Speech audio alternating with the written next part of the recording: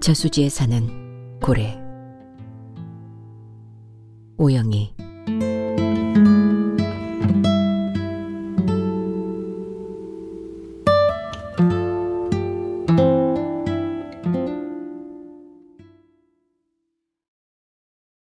칠월의 햇살이 수직으로 내리꽂히는 저수지 한쪽이 금색으로 빛난다. 누군가 쉬지 않고 금가루를 뿌리고 있기라도 한 것처럼 빛이 닿는 수면이 쉼없이 반짝거린다. 어쩌면 몰래 물을 뿜고 수면 아래로 내려간 고래가 흘린 비늘이라도 떠 있어 저렇게 반짝이는 건지도 모르겠다. 나는 눈이 아프도록 물 위에 부서지는 빛가루를 보면서 혀끝으로 비어있는 앞니에 잇몸을 다듬었다. 혀끝이 허전했다. 이가 있어야 할 자리에 뻥 뚫린 구멍이 느껴진다는 건 사람을 참 허탈하게 만든다. 사람들은 나를 영구라 부른다. 여름방학을 하던 날 체육실에서 기다리던 2학년들에게 맞으면서 앞니 2개가 부러진 후부터다. 그날 일진의 무릎에 얼굴을 맞고 피와 함께 앞니를 뱉어내면서 내가 느낀 건 이상하게도 아픔이 아니었다. 굳이 말하자면 슬픔이나 외로움 같은 게 피와 함께 잇몸으로 솟아나고 있는 것 같았다. 턱 밑으로 흐르는 피를 손바닥으로 훔치며 퍼뜩 스쳐가는 생각은 마지막 숨을 거두던 아빠가 얼마나 외로웠을까 하는 거였다.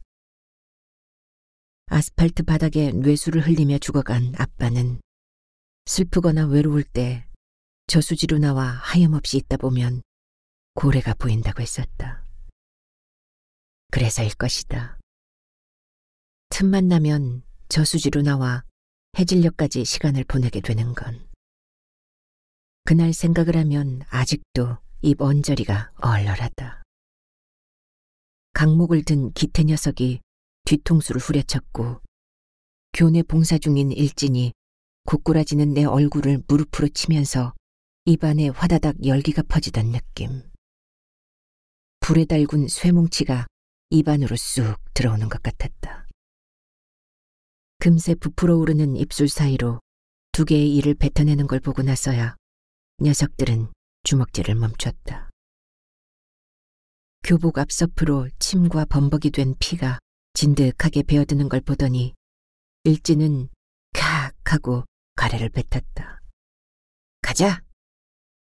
팔자걸음을 걷는 일진 뒤를 이진이 따라가고 기태 녀석과 또 한 명의 2학년이 엉거주춤 따라 나갔다.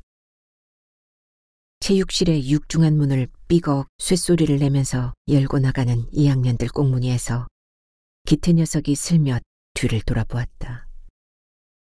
가물가물 감기는 눈을 치뜨며 노려보았지만 어깨를 움츠리고 문을 빠져나가고 있는 녀석은 내 눈을 똑바로 보지 못했을 것이다. 그게 벌써 1년 전의 일이다. 아직도 나는 기태 녀석이 그날 일진을 대동하고 나를 체육실로 부른 이유를 모른다. 기태와 나는 명색이 사촌간인데다가 한 집에 살면서 같은 학교, 같은 반인데도 말이다. 중간고사를 치면서 샤프로 내 등을 콕콕 찌르기에 답안지를 슬쩍 보여준 게 선생님에게 걸린 일 때문인지, 옆반 여자애가 기태를 불러 내게 전해주라고 했다는 초콜릿 때문인지, 아니면 그냥 이유 없이 내가 마음에 안 들었던 건지 알 수가 없다.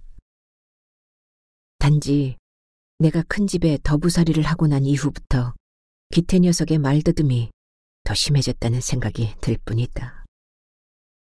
앞니가 빠진 채 붓고 틀어진 얼굴을 하고 집으로 들어가자 땀을 뚝뚝 흘리며 마루를 훔치고 있던 큰엄마는 대뜸 소리부터 질러댔다. 양아치 같은 놈의 새끼!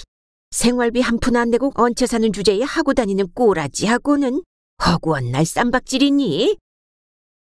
나는 억울했지만 아무 말도 하지 않았다. 정작 양아치는 나를 이 꼴로 만든 큰엄마의 아들이라는 말도 끝내 하지 않았다. 엄마 아빠와 도시에 살 때도 그랬지만 이곳 중학교에 입학한 후에도 싸움 같은 건 처음이었다. 아니, 이건 싸움도 아니었다. 영문도 모른 채 맞기만 했을 뿐이다. 이유가 무엇냐고 따지고 싶었지만 자정을 넘기고서야 스며들듯 집으로 들어온 기태 녀석에게도 그 일에 대해서는 한마디도 꺼내지 않았다. 맞은 건 나였지만 녀석이 더 지쳐 보였기 때문이다. 내가 중학교에 입학하면서 큰 집에서 살게 된 건 엄마의 재혼이 이유였다.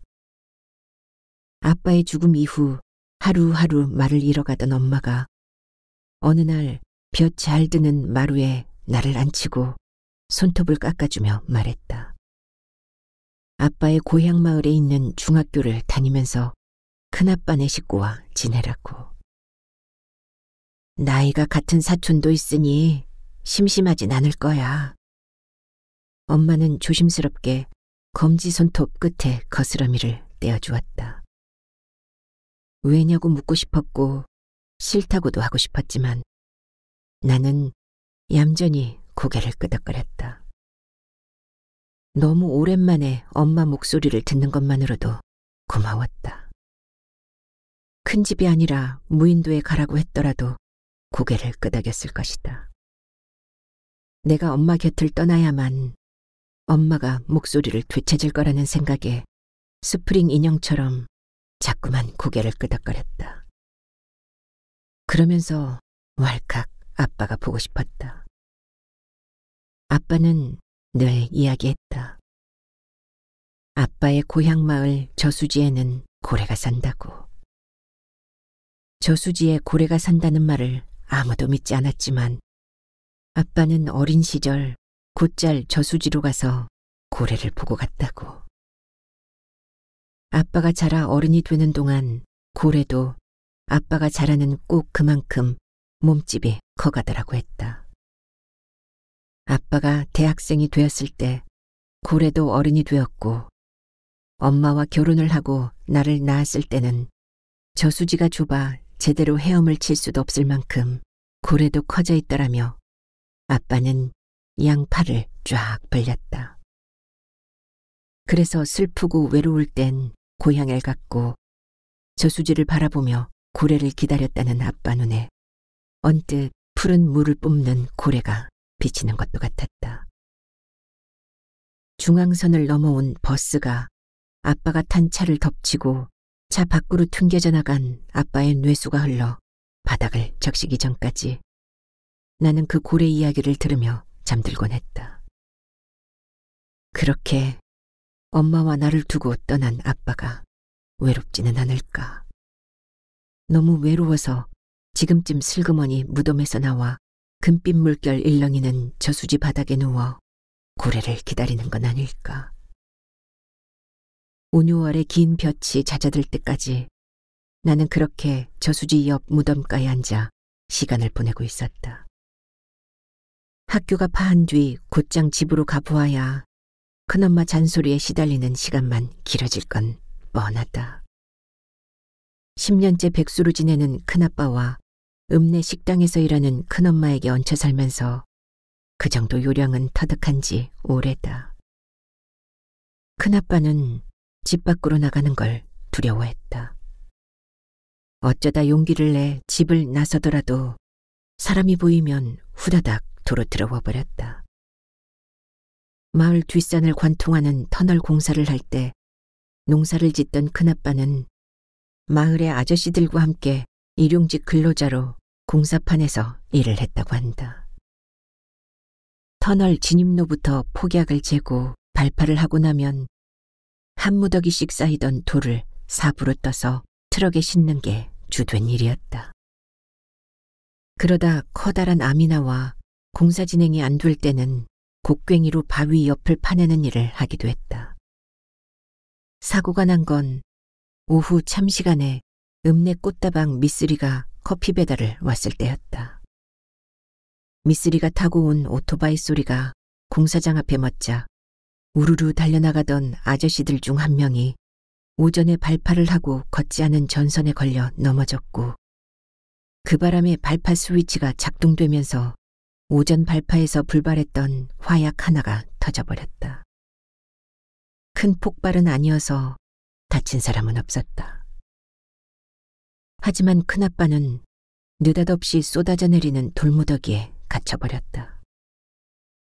눈앞에는 거대한 봉분처럼 돌무덤이 쌓여있고 뒤에는 캄캄한 벽. 그런데 더 무서웠던 건 불과 10여 미터 떨어진 터널 진입로에서 들려오는 사람 소리였다고 한다. 큰아빠가 돌더미 위에 갇힌 걸 모르는 마을 아저씨들은 연방 미쓰리의 다리가 예쁘네 어쩌네 농짓거리를 하고 있었고 간간히 콧소리가 섞이던 미쓰리의 웃음소리. 1시간 남짓 돌더미 위 어둠 속에 갇혀있던 큰아빠는 그때부터 사람이 두려워졌다고 했다. 사람들이 모여있는 곳에만 가면 식은땀을 흘리고 귀에서 이명이 들리는 큰아빠는 그 후로 아무 일도 하지 않는다. 그때 터널 시공사 측에서 발파 사고를 덮는 조건으로 큰아빠에게 웬만큼이라도 보상금이 나왔기에 망정이지 아니었다면 큰엄마의 구박은 더 늘었을 것이다. 어느새 해가 지려한다. 금빛으로 일렁이던 수면에 낮은 산 그림자가 드리워져 있다. 나는 끙 소리를 내며 엉덩이를 털고 일어났다. 오늘따라 더 집으로 가기가 싫다. 하지만 더 늦어지면 저녁을 굶어야 할지도 모른다. 나는 느리게 걸음을 옮겨 집으로 향했다. 길어진 내 그림자가 굼뜨게 나를 따라왔다. 색도화지를 붙여놓은 듯 파랗기만 한 하늘 아래로 또래 아이들이 등교를 하고 있다. 저수지 근처를 어슬렁거리는 사이 언제인지도 모르게 여름방학은 지나버렸고 하루가 다르게 하늘은 높아졌다. 매일 한 뼘씩 높아지는 하늘을 보며 나는 학교를 오갔다. 학교에서는 여전히 나를 영구라 부르고 영구로 불리게 된 후부터 나는 더욱 말을 하지 않게 되었다. 말을 하느라 비어있는 앞니를 내보이고 나면 정말 영구가 되는 기분이었다. 학교로 이어지는 긴 포장도로를 고개를 숙인 채 걷고 있는데 누군가 뒤통수를 쳤다. 뻑 소리가 난다. 기태 녀석이다. 녀석은 자전거를 탄 채 돌아보며 가운데 손가락을 들어 올린다. 기태 녀석 뒤로 교복 바지가랑이를 펄럭이며 또 한 녀석의 자전거가 따라가고 있다. 아직도 저런 촌스러운 바지를 입는 애가 있다니. 저 정도 바지 넓이면 교문에서 생활지도부에 걸릴 텐데.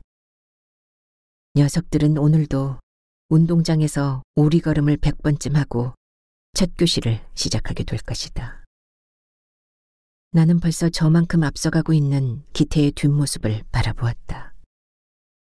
자식, 무리 중에 섞여 있지 않으면 아무것도 아닌 주제에. 평소엔 계집애처럼 얌전한 녀석이 내 앞니를 부러뜨린 놈들과 어울려 있을 때는 꼭 조폭이 된다. 녀석은 집에서나 학교에서나 남 같기만 하다. 큰엄마는 기태 녀석을 보면 장군감이라고 지켜세우지만 큰엄마도 모르지 않을 것이다. 쓰레기통을 뒤지던 고양이를 잡아와 산채로 배를 갈라 내장을 꺼내거나 병아리를 사다가 발목을 똑똑 분질러 마당에 던져놓는 기태가 여느 아이와 다르다는 걸. 기태는 심하게 말을 더듬는다. 내 기억으로 기태의 말더듬은 꽤 오래되었다. 도시에 살면서 가끔 큰 집에 올 때마다 기태의 말더듬은 조금씩 심해졌던 것 같다. 사촌이니까 친하게 지내자며 악수를 청해도 흘금 곁눈질만 할 뿐 손을 내밀지 않았고 누구와도 눈을 맞추지 않았다. 내가 mp3에 녹음된 원어민 발음을 들으며 영어를 따라하거나 휴대폰으로 게임을 할 때 가끔 신기한 듯 바라보기는 했지만 그나마도 오래 집중해서 보고 있지는 않았다. 그리고 기태가 이야기를 하면 무슨 말을 하는 건지 한 번에 알아듣기가 힘들었다.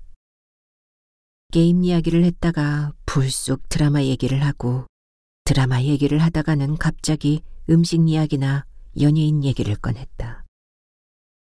종잡을 수 없는 이야기를 모아놓으면 결국 뭐가 갖고 싶거나 먹고 싶다는 정도였는데 큰엄마는 오래 이야기하는 기태를 보면서 얘는 말을 잘하니 변호사가 될 거라 했다. 큰엄마는 늘 바빴다. 농번기에는 비닐하우스 농사에 품을 팔고 겨울에는 읍내 식당에서 허드렛 일을 했다. 그 사이 큰아빠는 오래 낮잠을 자거나 눈곱이 낀 눈을 껌벅거리며 볕바라기를 했다. 큰엄마는 일을 끝내고 집에 와서도 바쁘게 밥을 안 치고 마루를 훔쳤다. 그러면서 누구든 닥치는 대로 붙잡고 욕을 해댔다. 이놈의 살림살이는 살면 살수록 거지가 된다느니 어느 년은 서방 죽고 나더니 새 서방 만나 손끝에 물 한 방울 안 묻히고도 잘만 산다던데 내 꼴은 왜 이 모양이냐느니 팔자 좋은 년 재혼한답시고 떠넘기고 간 화상까지 있으니 무슨 재미로 살겠냐느니 그렇게 큰엄마의 넋두리가 시작되면 나는 저수지로 갔다. 그 어느 년이 엄마를 말하는 것이고 그 화상이 나라는 건 말해주지 않아도 안다. 내가 나가고 나면 큰엄마는 또 큰아빠나 기태를 붙잡고 한바탕 욕짓거리를 해댈 것이기에 녀석도 그럴 때마다 슬그머니 자전거를 타고 나가곤 했다. 그렇게 나가서 밤새 무얼 하고 다니는지 자정을 넘기고 들어오기 일쑤였다. 큰엄마는 기태가 온종일 뭘 하며 지내는지 모른다. 나중에 들은 얘기지만 기태는 유치원도 어린이집도 다니지 못했다고 했다.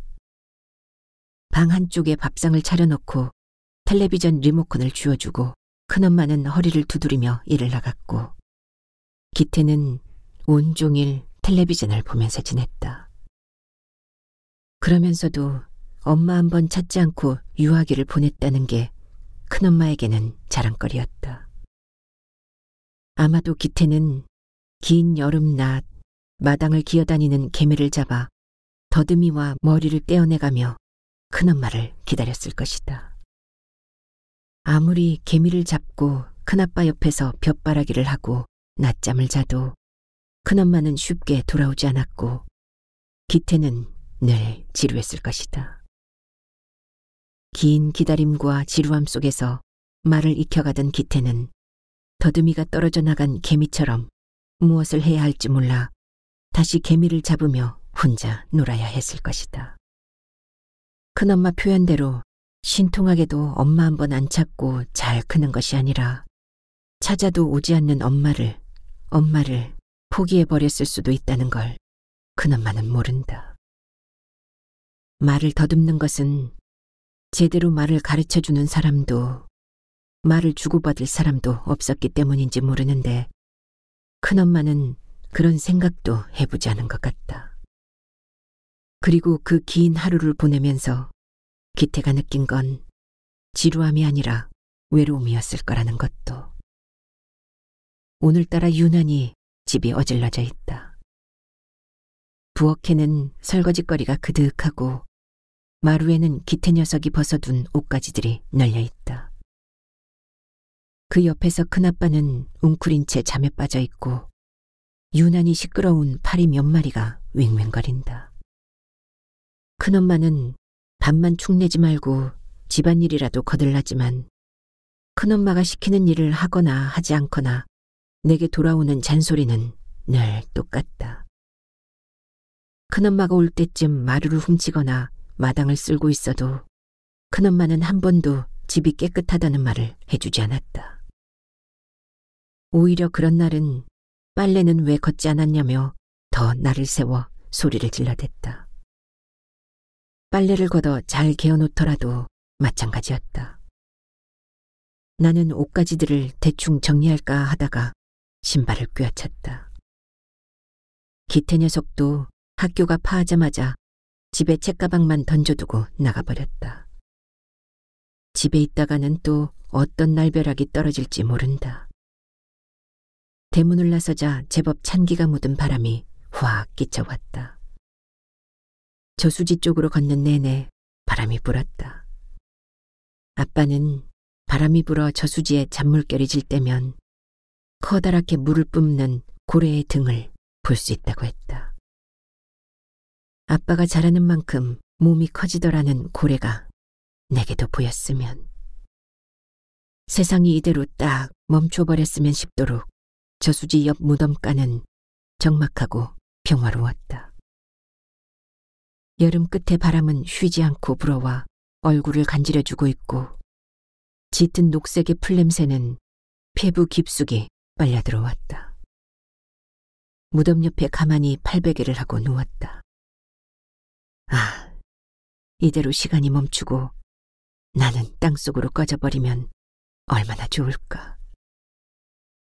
잠이 깜박 들었던 모양이다.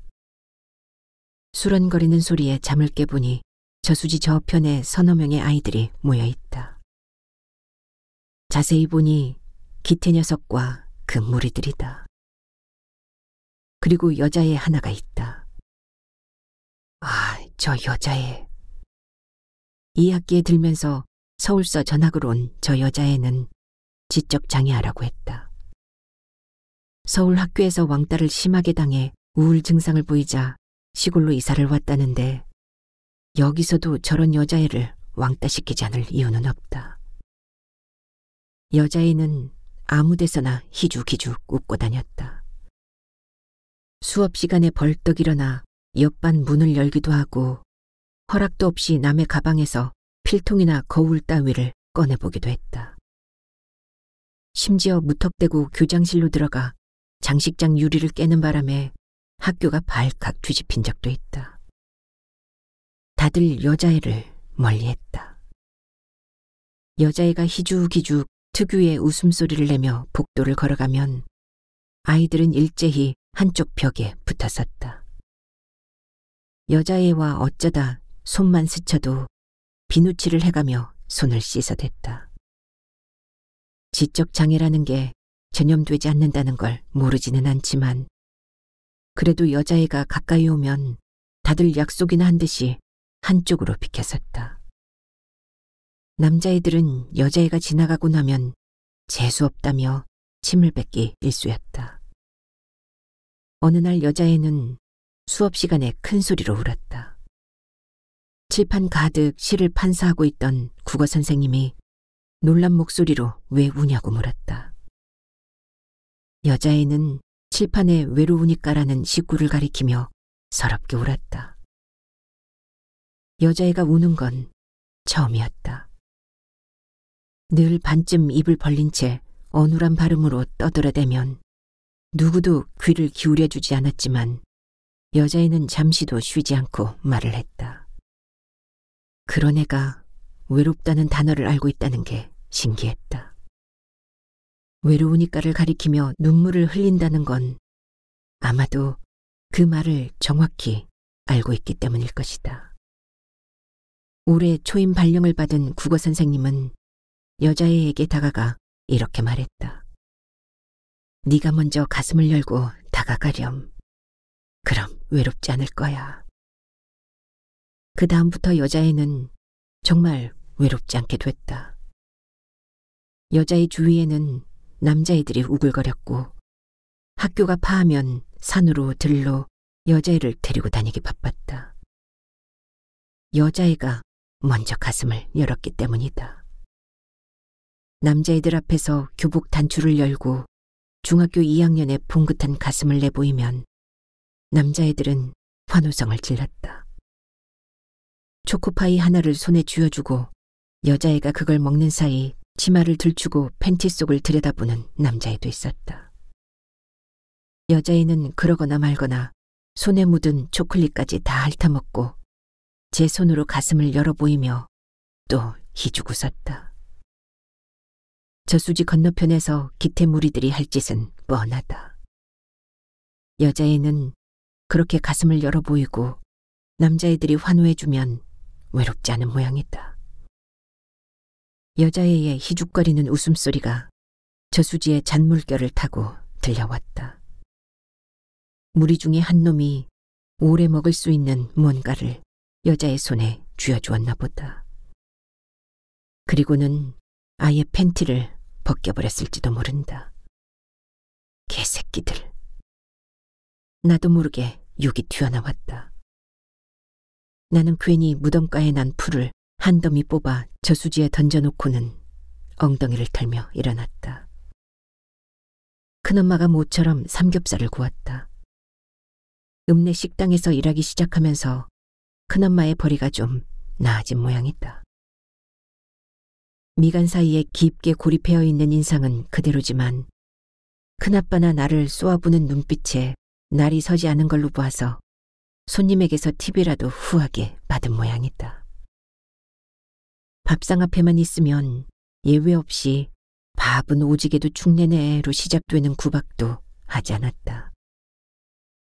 하지만 알맞게 구워진 고기는 기태밥 위에 올려놓고 타거나 기름이 많은 고기는 내 쪽으로 밀어놓는 건 여전했다.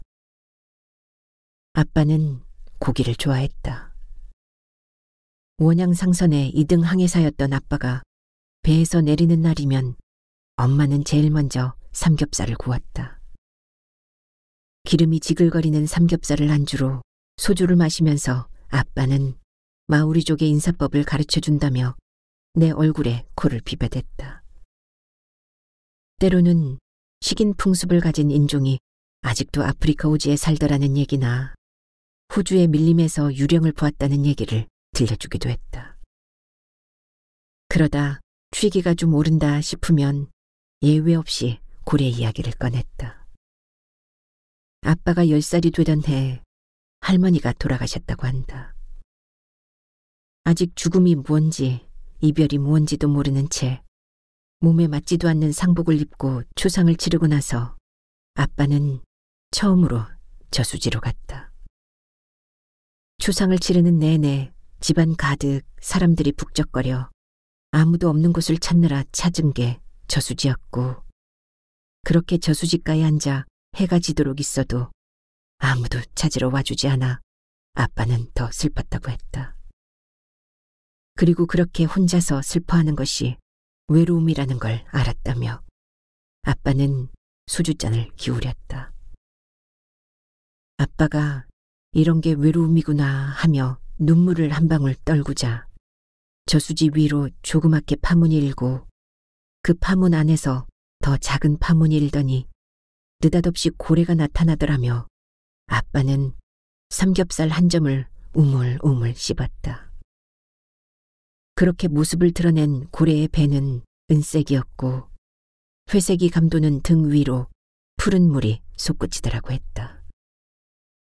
부채살 모양으로 쫙 펼친 꼬리 지느러미는 움직일 때마다 물이 양쪽으로 갈라지면서 하얀 물길이 생기더라고.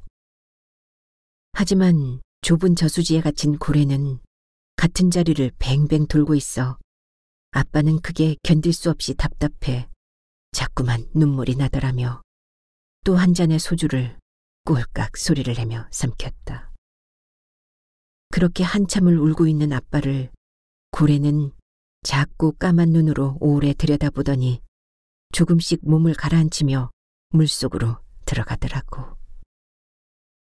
그런데 신기한 건 그렇게 고래와 눈을 맞추고 난 뒤부터 할머니가 없어도 살 수 있을 것 같은 생각이 들더라며 아빠는 가만히 나를 쳐다보았다. 아빠가 바다를 꿈꾸게 된 건 그때부터란다. 용돈이 생기면 나침반을 사거나 세계지도를 사 모으는 게 취미가 되었고 국립대학의 항해학과를 졸업하던 해 바로 상선을 타기 시작했다는 말을 할 때는 곁눈질로 엄마를 슬쩍 건너다 보았다. 그러다 육상 근무지에서 일하던 엄마를 만나 결혼을 하고 착한 아들도 얻었으니 우리 가족은 저수지의 고래가 준 선물이라며 아빠는 하하 웃었다. 그럴 때마다 엄마는 아빠에게 곱게 눈을 흘기며 빈 술잔을 채워주곤 했다. 생각해보면 그다지 오래된 일도 아닌데 엄마 아빠와 함께 살던 일이 너무도 까마득하게 느껴진다. 내게 그런 가족이 있기나 했었는지. 큰 집에 얹혀 사는 생활이 지긋지긋해서 만들어낸 이야기는 아닐까 하는 생각이 들기까지 했다. 그런데 기태 녀석은 통 입맛이 없는 모양이다. 저녁 내내 안절부절 못하더니 밥상머리에서도 계속 다리를 떨어댄다. 먹을 걸 앞에 두고 녀석이 딴 생각을 하다니. 오늘은 어째 평소와는 많이 달라 보인다. 앞뒤가 맞지 않는 말을 쉬지 않고 더듬거리던 기태 녀석이 머리를 숙인 채 수저질만 하고 있으니 오히려 신경이 쓰인다. 그러거나 말거나 나는 조용히 고기를 집어먹었다. 모처럼 큰엄마 눈치 보지 않고 원 없이 고기를 먹으니 기분이 좋다. 큰엄마가 설거지를 하는 사이 기태 녀석은 또 자전거를 타고 나가버렸다. 도대체 이 좁은 시골 마을에서 밤마다 할 일이 뭐가 있는지. 기태 녀석과 어울려 다니는 놈들을 보면 도대체 무슨 생각을 하는지 알 수가 없다. 학교에서는 일진이라며 거들먹거리지만 정작 제대로 다이를 까고 일진이 된 것도 아니다. 그냥 전애들끼리 뭉쳐다니면서 삥이나 뜯고 약한 애들만 골라 괴롭힐 뿐이다. 어쩌다 눈을 똑바로 뜨고 엉겨드는 애가 있으면 은근슬쩍 꼬리를 내리면서도 일진이라 우기는 꼴을 보면 한심하기 그지없다. 들리는 말로 일진 녀석은 어릴 때부터 할머니랑 둘이 살았는데 파이터 게임을 하다가 정전이 되어 컴퓨터가 갑자기 꺼지자 할머니를 돌려차기로 차버렸다고 한다. 그 길로 할머니는 한쪽 다리를 절개 됐지만 일진 녀석은 틈만 나면 총을 난사하는 게임을 하고 여전히 게임 속 세상과 진짜 세상을 구분하지 못할 때가 많은 모양이다. 기태를 키운 것이 엄마가 아니라 텔레비전이었듯이 일진도 총을 난사하는 게임 속에서 자란 모양이다. 슬픔이나 외로움이었는지 모른다. 식구라고는 늙을 대로 늙어버린 할머니가 전부인 세상이 슬퍼서 도저히 총질을 멈출 수가 없고 약한 애들이라도 괴롭혀야 덜 외로웠던 건 아닌지. 분명 기태는 일진 무리들과 또 어울려 있을 텐데 저녁 내내 말도 없고 얼굴도 수심이 가득하던 기태 녀석을 떠올리자 머릿속에 연기가 가득한 것처럼 답답하다. 녀석들은 이 늦은 밤 도대체 무슨 짓을 하고 다니는 걸까? 학교로 이어지는 포장도로를 줄곧 달렸더니 머리가 어지럽다. 어젯밤 괜히 생각이 뒤척거리다가 기어이 늦잠을 자고 말았다. 큰엄마의 고함 소리에 놀라 시계를 보았더니 벌써 등교 시간이 임박해 있었다. 세수도 하는 둥 마는 둥 뛰쳐나와 다름질을 쳤지만 지각이다. 한 번도 하지 않던 지각을 했다고 생각하자 갑자기 기태 녀석이 얄미워진다. 일찍 일어났으면 좀 깨워주고 나갈 것이지. 그런데 오늘 학교 분위기가 영 이상하다. 지각생을 잡아다 교문 한쪽에 꿇어앉히는 것으로 하루를 시작하는 생활지도부장이 안 보인다. 호주머니에서 라이터 따위가 나와 오리걸음을 하는 애들도 없다. 아침 자습 시간이면 학교를 들었다 놓는 듯이 시끄러울 시각인데 누구 하나 복도를 돌아다니지도 않는다. 알 수 없는 수상한 기류가 학교 전체를 뒤덮고 있다. 괜히 주눅이 들었다. 교실 앞 신발장에서 실내화를 꺼내 신으면서 여기저기를 둘러봐도 달라진 건 하나도 없다. 하지만 왠지 모를 아슬아슬한 느낌에 오싹 소름이 돋았다. 교실에 들어서는 순간 하얀 국화다발이 눈에 들어온다.